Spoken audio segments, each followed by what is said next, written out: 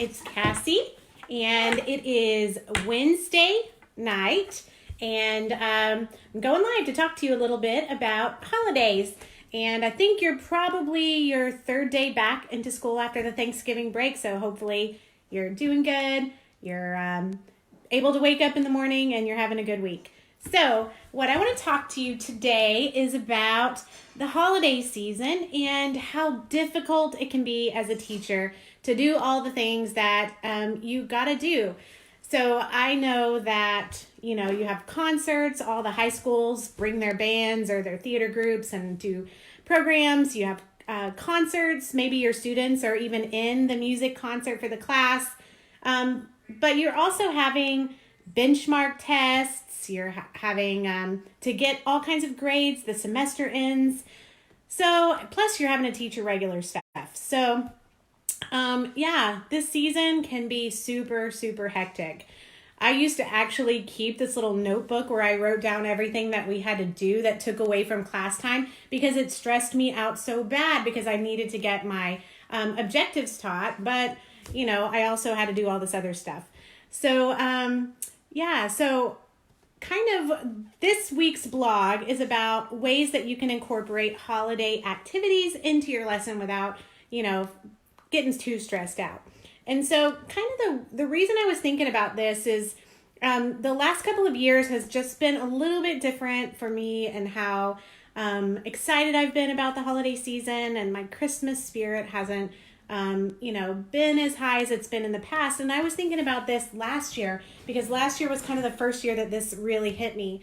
And I realized that the reason I was feeling that way is because I wasn't in the classroom anymore.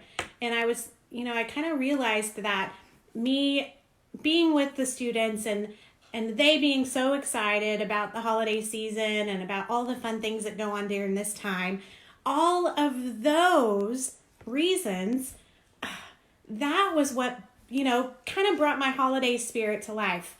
And then, when I wasn't in that situation anymore, I really felt it. So, hi, Mary Pat, you're here. Oh, and Rachel, thanks for coming and watching. We're talking about kind of the holiday and what to do during this time. So, what I realized is how being out of the classroom affected myself. I realized how big of a deal it was to the students while they were there. So this week's blog is about how you can use little snack-sized activities in your class to kind of meet the needs of your students and the wants, I guess you would say, of your students. So today I'm going to talk about 3 different ways that you can do this and then challenge you to get started in your own class. So one of the things that you can do is you can have either a fast finisher station or even maybe a reward station. So I had those both. Kind of started in my class because, one of my room moms donated me a bunch of stuff that she had. She had bought all of these Oriental trading kits where kids could make little ornaments and stuff and gave them to me. And I was like, what am I going to do with this stuff? But I put them in a station and I let students, when they were done with their work, go and do that instead. You can also do it as a reward. So this is a great time for you to take activities that maybe don't have as much academic value as you'd like and have them there because they have a lot of other value. They have a lot of value in the sense that it would build memories for students. So here's one little activity that I have, and it's a cute little abominable snowman craftivity. So really not a lot of educational value to this, but I also do have something that goes along with it. It's a multiplication puzzle so that students can work on this. And if they're done, this kind of becomes their fast finishers, fun thing that they can take home and have a good memory from. So that's one way that you can incorporate some holiday activities into your classroom. Another really, really important thing that you can do is with different activities is to kind of celebrate the holidays that may not really be super representational in your classroom. Holidays around the world is a big thing. So you can find activities that work for that. You can also think about who is in your class. you definitely have some kind of diversity in your class, make sure that you're looking at those students and that you're finding things that you can celebrate with them that makes them feel acknowledged and validated, and that their culture is just as special as anybody else's culture that's being celebrated. So that's another way that you can use fun activities to make meaningful meaningful connections and things in your classroom.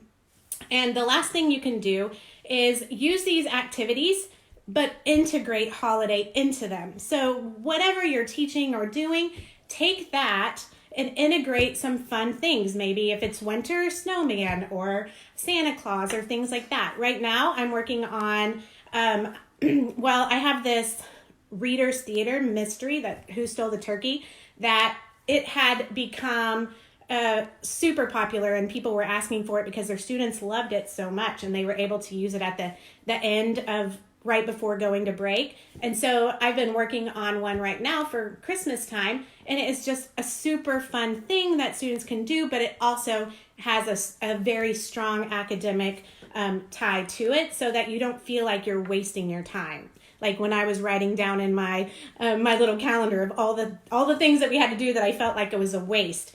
And so you can do things that help build holiday spirit and cheer within your students, give them memories that they'll have forever, but not sacrifice what you actually want to teach to your students. So those are just 3 little things that you can do this season. You can find all kinds of little activities, and then you can just put them in here and there in your classroom, and overall it will make a lot of meaning for the students. So here is my challenge for you this week. So I want you to, number 1, find one kind of activity that you can put in a table on the side of your room or wherever you have an extra station that is for students who either have earned some kind of reward for good behavior or for getting their work done, or maybe even just a fast finisher. Something fun, maybe a craftivity. It can have some academic value too, but something that students are motivated to go do. So set up one of those. You can find all kinds of activities on TPT or on my website, so it won't be too hard to find something. Number 2 challenge is I want you to find some kind of activity that integrates something fun with your standard for the week. And then the 3rd challenge is that you find some activity or some lesson that will celebrate other ways that students or children or people around the world are celebrating during this winter time. So it doesn't have to all be Christmas or Hanukkah. There's lots of things that are going on and lots of celebrations that happen this time of year. So those are your 3 challenges. Find something that you can do with your students with an academic skill built into it. Find something you can do to celebrate others and build culture. And find something that students will just love and make forever memories. And if you do that, you are off to a great start. So there are, again, lots of different things that you can do. If you go to my website, CassieNowak.com, you can read a lot more ideas of ways that you can integrate these little snack size activities right into your lessons. And I forgot to tell you that I have a whole bunch of holiday activities that kind of fill in the gaps or help meet some of these things that I was talking about. And you can pick up any one you want for free on my blog. There's a coupon code right there that you can use. So anyway, I have some friends here today. So what do y'all do? What you want to share kind of some ways that you use your class or you've done in the past that you find to be important? I don't want to put anybody on the spot, but if you want to share, other people will be watching this in the rebroadcast and they can kind of see what you're saying. So, okay, well, I guess if you have any questions or if you have any questions about things that are on my blog or anything like that, just let me know. And I will be back next Wednesday at 8 o'clock to share some more with you. So y'all have a great night. Bye.